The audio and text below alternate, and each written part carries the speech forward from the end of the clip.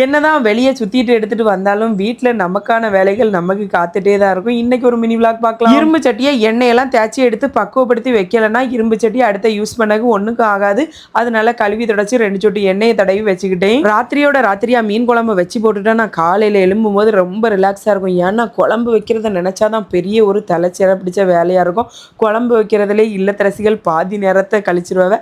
அதனால நான் வந்து மேக்சிமம் வந்து நைட்டோட நைட்டா ஏதாவது குழம்புகளை வச்சிருவேன். அதனால நமக்கு வெளி வேலைகளை எனக்கு கொஞ்சம் பார்க்க முடியும். இன்னைக்கு பார்த்தீங்கன்னா மீன்லேயே மசாலா எல்லாம் அப்படியே போட்டுட்டே பார்த்துக்காங்க. எப்படி போட்டாலும் ஒரே குட்டையில் பிறந்த மட்டைகள் போல எல்லாம் மிக்ஸ் ஆகி எடுத்து சூப்பரான ஒரு குழம்பு வரதான் போகுது. அதனால மீனுக்கு மேலே தக்காளி பச்சை மிளகா மசாலா எல்லாம் ஊற்றி மிக்ஸ் பண்ணி எடுத்து குழம்பு கூட்டி வச்சாச்சு. குழம்பு கூட்டி அரை மணிக்கு ஆகாம அந்த கேப்பில் வந்து நாவப்பழம் வாங்கி வச்சிருந்தா அதை போய் சாப்பிட்டுட்டு நாக்கை நீட்டி நீட்டி பார்த்துட்டு இருந்தேன். அது வந்து நல்லா நீல கலர்ல இருந்துச்சு. நாகப்பழம் சாப்பிட்டுட்டு இப்படி நீங்களாம் நாக்க பார்ப்பீங்களான்னு சொல்லிட்டு மறக்காம கமெண்ட்ல சொல்லுங்க. வீடெல்லாம் கமகமன் மணக்கும். மீன் குழம்பு வச்சுட்டு சாப்பிடாம தூங்கினா எப்படி? அதனால நைட்டே ஒரு இட்லி 2 துண்டு மீனை வச்சு சாப்பிட்ட அப்புறமா தான் தூக்கமே வந்துச்சு. வீடியோ லைக் பண்ணுங்க.